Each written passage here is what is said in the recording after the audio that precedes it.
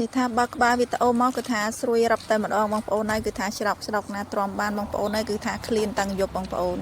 ជាមួយនឹងហ៊ុនជ្រូកហ្នឹងបងប្អូនគឺថាកុំឲ្យមើលទូរស័ព្ទគឺថាមើលទូរស័ព្ទកាលពីយប់មិញទេបងប្អូនហើយគឺថាមើលចំមកគេហូបចំណីហូបចំណុកហ្នឹងបងប្អូនគេធ្វើម្ហូបធ្វើអីហូបគេធ្វើហ៊ុនជ្រូកហ៊ុនអីហ្នឹងគឺថាខ្ញុំមើលហើយគឺថាឃ្លានហ្មងបងប្អូនហើយគឺថាឃ្លានតាំងពីយប់គឺថាបនអីតែភ្លឺទេបងប្អូនហើយគឺថាភ្លឺនឹងគឺថាមកចាត់ការឲ្យបងប្អូនគឺថាគាត់នឹងងើបពីដេកនឹងគឺថាមួយទឹកមួយអីរួចគឺថាធ្វើដំណើរបងប្អូនហើយគឺថាត្រូវទិញហ៊ុនជ្រូកហ៊ុនអីចឹងណាបងប្អូនខ្លាចតែជ្រុលថ្ងៃទេគឺថាគេទិញអស់ហើយ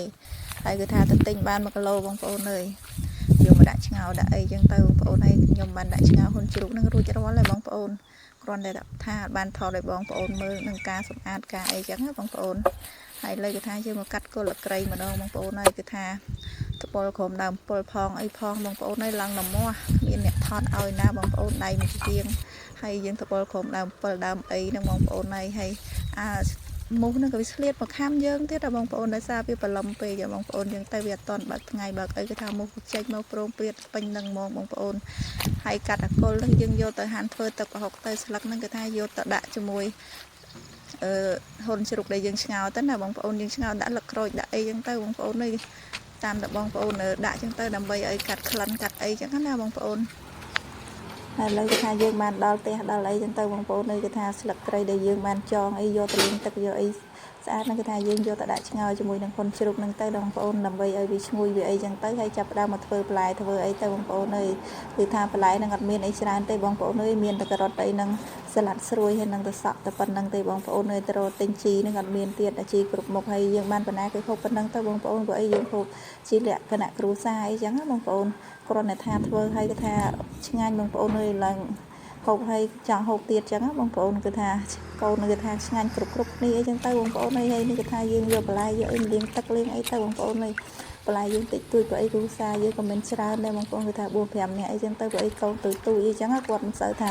ប៉ុណ្ណអ្នកហូបបន្លែតែខ្ញុំពីអ្នកប្តីពុនអីចឹងទៅណាបងប្អូនចឹងមិនថាដេក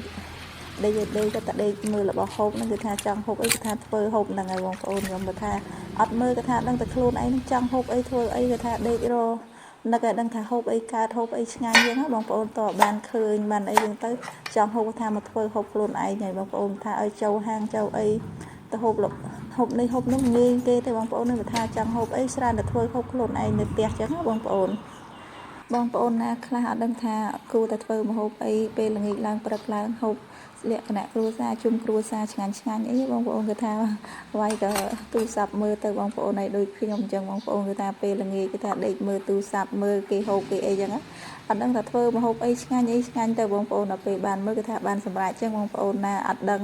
ថាធ្វើម្ហូបគេគឺថាមើលតាមខ្ញុំបងប្អូនដឹងតែឃ្លានដឹងតែចង់ហើយរកមុខម្ហូបបានឃើញលឿននេះបងប្អូនព្រលឹមឡើងមិនចាំមុខម្ហូបណាយូរទេបងប្អូននេះមកពីខ្ញុំឃ្លានតាំងយប់មិនដឹងទេបងប្អូននេះបានដាក់ទៅថាឆ្ងាញ់អីចឹងណាបងប្អូនដាក់មួយម៉ាត់ហើយគឺមួយម៉ាត់ទៀតចឹងបងប្អូនហើយគ្រាន់តែធ្វើហើយនឹងគេថាភ្លុកឲ្យបងប្អូនមើលបងប្អូនហើយឡើងជាមួយនឹងបន្លែនឹងគេថាឡើងស្រួយរឹបចូលគ្នាហ្មងបងប្អូនថាឆ្ងាញ់នឹងឆ្ងាញ់បងប្អូនហើយធ្វើហូបតាមខ្ញុំសាក់មើលបងប្អូនហើយដេកមើលទូរស័ព្ទពេលល្ងាចឲ្យហើយបងប្អូនព្រលឹមឡើងយើងចាត់ការហ្មងបងប្អូនវីដេអូយើងគេថាដល់ទីបញ្ចប់ហើយបងប្អូននឹងគេថាអរគុណបងប្អូនច្រើនសុខសប្បាយទាំងអស់គ្នាបងប្អូន